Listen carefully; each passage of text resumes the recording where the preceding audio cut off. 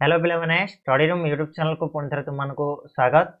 सो पिलाए तुम दशम श्रेणी एग्जाम बहुत ही कम टाइम बंचला तो आमर जमी चली जे तुमको मु रेगुलर गोटे गोटे सब्जेक्टर किसी इंपोर्टाट क्वेश्चन देकी आसुची।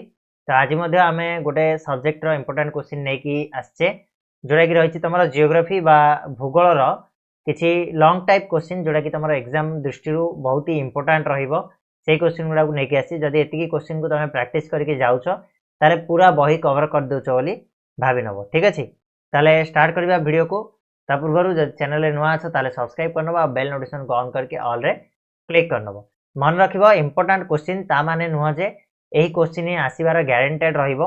तो या व्यतीत तुम पाखे जदि टाइम कम अच्छी ताले एति क्वेश्चन को पढ़ी देकी जाई परिबो। जदि भी या व्यतीत तुमको टाइम मिले ताले निहाती भाबे अन्य क्वेश्चन गुड़ा को टिके देखीदेव। ठीक अच्छे तो मोस्ट इम्पोर्टाटली यही क्वेश्चन सरला पर बाकी क्वेश्चन को तुमने देख जीवा आम फर्स्ट चैप्टर उपर को जोटा कि संबल रही। तो संबलर क्वेश्चन कौन रही इम्पोर्टाट तुम देख। तो प्रथम टी आसो संबलर प्रकार भेद देख प्रकार भेदे मु पर्टिकुलर को संबल विषय कहनी कहीं देख सबू जो संबल गुड़ाक रहा तुम इम्पोर्टाट रमीक तुम पूरणीय अपूरणीय तुम कौन प्राकृतिक संबल ये सब माने सबू संबल मनुष्य संबल ये सबू संबल गुड़ाक इम्पोर्टाट रहिबो। तो मु पर्टिकुलाली कोडा को कहनी तो सब गुड़ाकर खाली डेफिनेशन टा आ गोटे एग्जांपल टे देखि देखि पढ़ब बेस 2 मार्क रे ही आसीबो नचे तुमको पार्थक्य दशावर आसीबो। तो एटा इम्पोर्टाट से दृष्टि। नेक्स्ट तुम संबल संरक्षण ये रहिबो पढ़िया पई। 3 नंबर है धारणीय विकास एटा पढ़िबो काहा को आ जाए 2 मार्क रे आसीबो। भारत में भू व्यवहार भू संबल रु आसिला एटा तो कहार ना अरण्य भूमिर और कृषि भूमिर केमी व्यवहार करा टिप्पणी।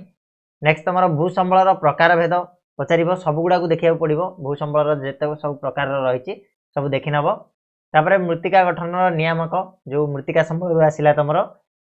नेक्स्ट रहा मृत्तिकार प्रकार भेद जमीक आम सब मृत्तिका रहा पटु मृत्तिका कृष्ण मृत्तिका लोहित मृत्तिका मरुस्थली मृत्तिका ये सब गुड़ा को देख कहीं तुमको ये पचार दे पारे पार्थक्य दशा पचार दे पारे।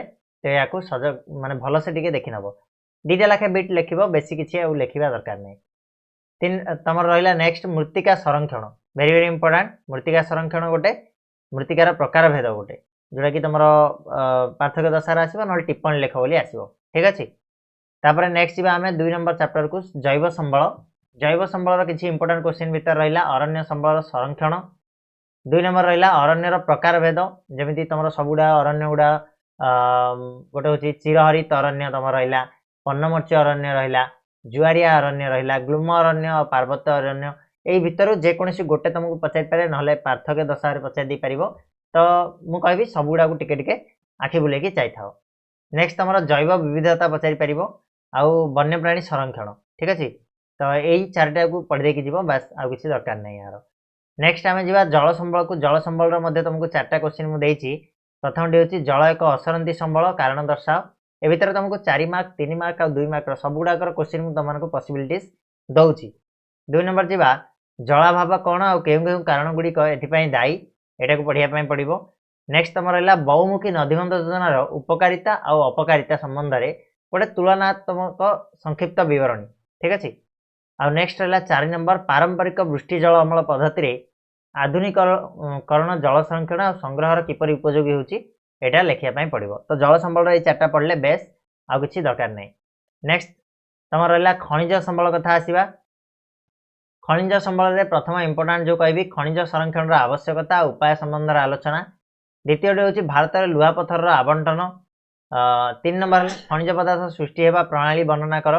नेक्स्ट तुम रहा धातव और अधातव खनिज मध्य पार्थक्य। ठीक अच्छे ये 4टा क्वेश्चन को देखी देखी जीव खनिज संबल कंप्लीट।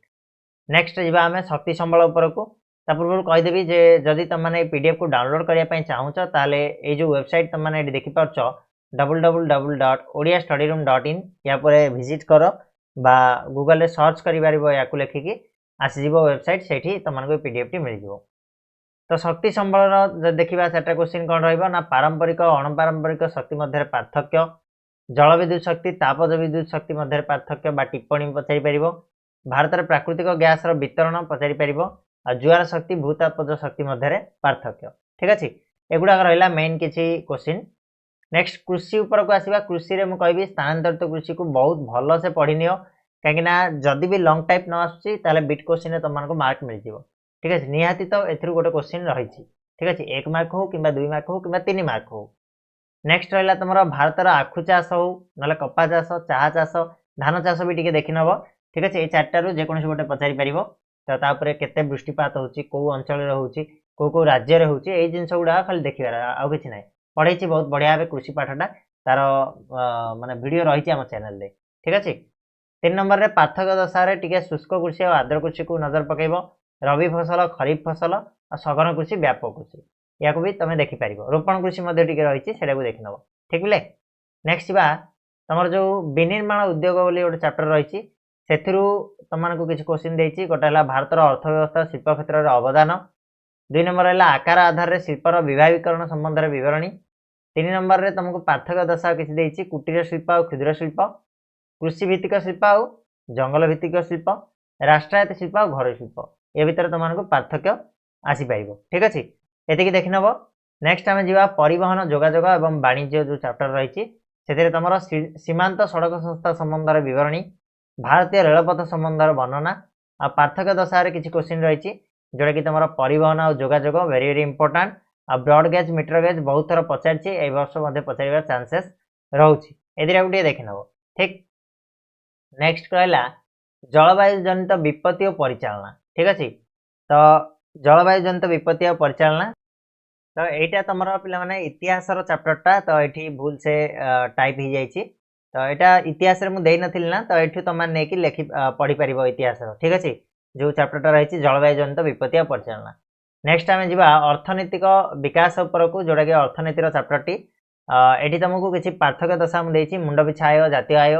विकसित देश और विकासोन्मुखी देश या टिप्पणी भी पचारि पारे 2 मार्क रे आउ जदि 4 मार्क रे किंबा 3 मार्क रे पचार पार्थक्य दशा पचार ठीक बोले जा संक्षिप्त टिप्पणी पर को जगतीकरण उदारीकरण घरोईकरण और नूतन आर्थिक नीति एतिक जिनस देखीदेव फास्ट चैप्टर क्लियर नेक्स्ट आसला अर्थनैतिक व्यवस्था यार भी तुम रहिबो दर वृद्धिर कारण साधारण बंटन व्यवस्था और जदि संक्षिप्त टिप्पणी कथा मुझे कहबी दर वृद्धि पचारि पारे पाइकारी दर सूचक खाउटी दर सूचक खाउटी शोषण कारण खाउटी सचेतनता खाउटी अदालत आ खाउटी शोषण तो एतिकी रहा तुम टिप्पणी पर लिखिपार जेकोसी गोटे क्वेश्चन आसीपर तो टिके देखीदेव सबुड़ा टिके टिके अच्छी छोटे छोटे जा बहुत समय लगे नेक्स्ट आसला दारिद्र्य कहले कौन बुझ ये गोटे इंपोर्टाट नेक्स्ट तुम देश में देखा दारिद्र्य कारण गुड़ाक आ पार्थक्य दशा तुमको बेकारी अर्ध बेकारी संस्थानीय बेकारी और प्रच्छन्न बेकारी ए भर जेकोसी गोटे क्वेश्चन आसीपर ठीक अच्छे सो ये थिला पिलाए तुम